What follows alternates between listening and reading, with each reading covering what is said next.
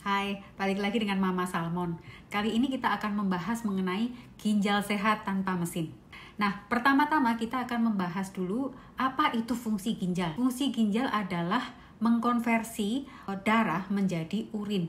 Ya, dia adalah lembaga recycle atau filter. Nah, filternya itu namanya apa? Filternya adalah namanya nefron, ya, saringan ya.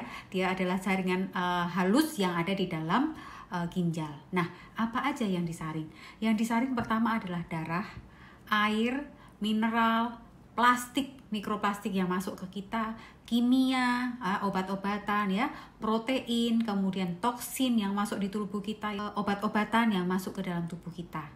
Di gambar kita bisa lihat ya, darah dengan limbah atau dengan waste, kemudian masuk ke ginjal kita ya, diolah oleh nefron itu, disaring ya, ini luar biasa banget organ ini. Kemudian yang berguna masuk lagi ke aliran darah ya, dikembalikan. Kemudian cairan yang tidak berguna akan diturunkan ke yang namanya ureter ya, akan turun juga ke bladder kita ya, ke saluran kencing kita, dan akan dibuang sebagai urin. Nah, bagaimana kalau nefron rusak ya? Nah, inilah yang dinamakan gagal ginjal atau chronic kidney disease atau CKD.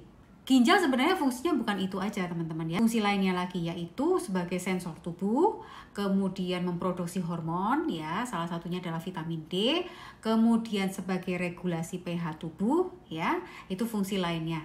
Kemudian tadi kan ada yang dibuang ya, ada yang diserap ke tubuh lagi. Nah, apa yang diserap ke tubuh lagi itu ya? Yang dikembalikan ke aliran darah tubuh lagi itu yang pertama ada air dan sodium. Ya, sodium ini kita tetap perlu ya, 99% akan dikembalikan ke tubuh ya. Kemudian potasium ya, potasium ini 88% akan dikembalikan ke aliran darah lagi ya, berarti kita perlu yang namanya potasium. Nah, kemudian glukos ya, gula dan amino asid ya, ini 100% dikembalikan ke tubuh ya, berarti kalau kelebihan diapain? Dibuang ya. Nah, kemudian kreatinin ya, itu 0% yang diserap oleh tubuh. Jadi nggak boleh ada kreatinin yang masuk ke aliran darah lagi. Tadi kan glukos dan amino asid itu diserap 100% ke tubuh gitu ya.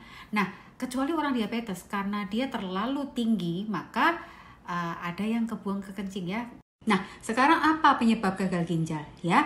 Penyebab paling besar adalah diabetes tipe 2 atau insulin resisten ya. Apa itu insulin resisten ya? Gambarnya di atas ini ya. Ketika ya insulin tidak diterima dengan baik oleh sel tubuh kita ya, baik itu sel lemak, sel darah, sel otot dan lain-lain ya. Karena sel tersebut merasa terlalu banyak yang dikirim ke sel. Jadi selnya itu overload gitu, udah kebanyakan, dia menolak ya insulin itu. Nah, sehingga yang tadinya harusnya si sel ini memberikan balikan signal ke pankreas yang bilang bahwa hey, berhentilah memproduksi insulin. Nah, si balikannya ini tidak terjadi, sehingga si pankreas tetap memproduksi insulin terus ya, terus-menerus dia memproduksi insulin. Kemudian lama-kelamaan si pankreas ini akan kecapean ya, aus. Ketika si pankreas ini kecapean atau aus ya, dia tidak bisa memproduksi insulin lagi. Ketika dia tidak bisa memproduksi insulin lagi, kita tetap makan karbohidrat, gula secara berlebihan, terjadilah itu di dalam darah, gula yang tinggi. Kenapa? Karena si pankreasnya tidak bisa memproduksi insulin untuk menetralisir si gula tersebut. Nah, itulah yang dinamakan insulin resisten. Tadi pertanyaannya kenapa pankreas memproduksi insulin terus ya? Sebenarnya ini kita terlalu mentaati peribahasa makan sedikit-sedikit asal sering. Nah, ini sebenarnya buruk ya teman-teman ya. Ini ada gambar roller coaster insulin atau gula darah di dalam tubuh kita ya. Kita makan, pankreas memproduksi insulin ya, gula darah naik, memproduksi insulin, gula darah turun. Kemudian kita makan lagi, gula darah naik. Kemudian pankreas memproduksi insulin lagi, gula darah turun. Kemudian kita makan lagi, pankreas memproduksi insulin, gula darah terus. Nah, ini yang dinamakan roller coaster insulin di dalam tubuh kita. Sekarang segitiga yang menghubungkan antara diabetes tipe 2, hipertensi, dan gagal ginjal ya. Diabetes tipe 2 atau diabetes ya, itu akan menyebabkan hipertensi ya. Nah, kemudian diabetes tipe 2 ini juga akan menyebabkan chronic kidney disease atau gagal ginjal. Kenapa? Ya, tingginya gula di dalam darah itu seperti kita menumpahkan pasir gurun ke dalam ginjal kita ya, kayak diusap-usap gitu. Jadi nefronnya ini filternya rusak.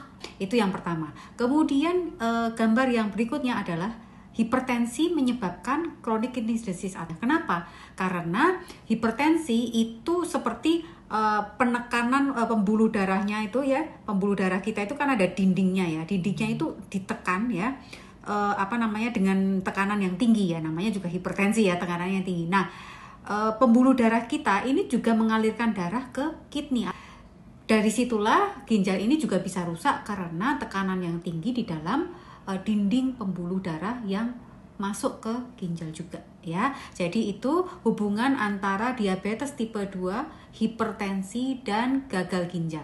Nah, sekarang pengukurannya itu biasanya ada 4 ya, untuk mengukur apakah orang tersebut gagal ginjal atau tidak ya.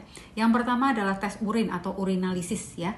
Ini untuk mengetahui kadar protein dalam urin ya. Yang kedua adalah tes ureum ya atau BUN.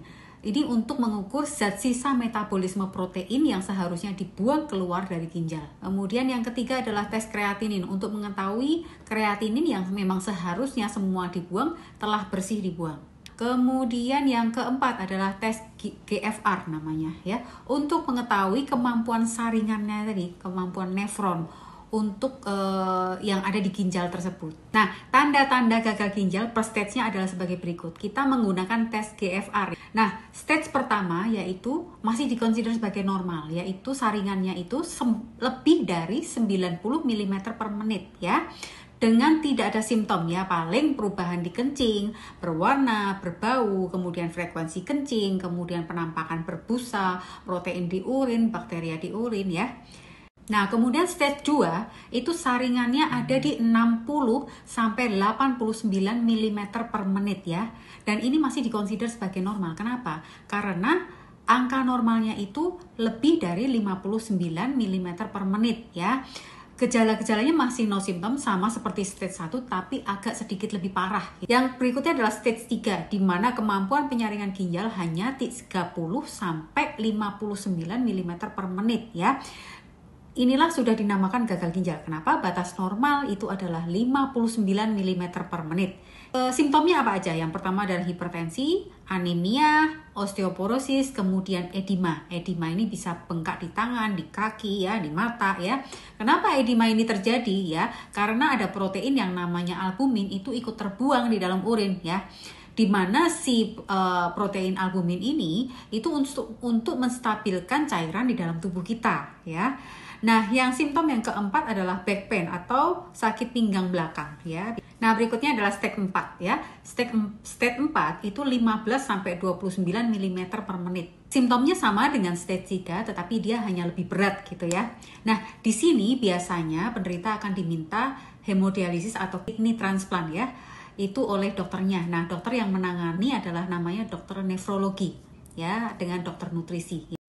Nah, stage 5 ini memang sudah stage akhir ya, tahap akhir ya, di mana kemampuan ginjal untuk menyaring itu adalah kurang dari 15 mm per menit ya. Simptomnya adalah kesulitan bernafas karena paru-paru penuh dengan cairan ya, kesulitan tidur karena badan banyak toksinnya, kemudian nafas bau amonia, dan mulut seperti ada rasa metal ya. Kemudian yang berikutnya adalah toksin atau racun lebih berat ya, sehingga dia gatal-gatal, seluruh tubuh gatal, kemudian mual, muntah, tidak mau makan, kram otot, dan sebagainya. Teman-teman, video ini sampai di sini dulu, kemudian teman-teman bisa lihat video lanjutan saya untuk cara penanganan secara standar, penanganan secara advance, dan mitos dan fakta mengenai gagal ginjal. See you!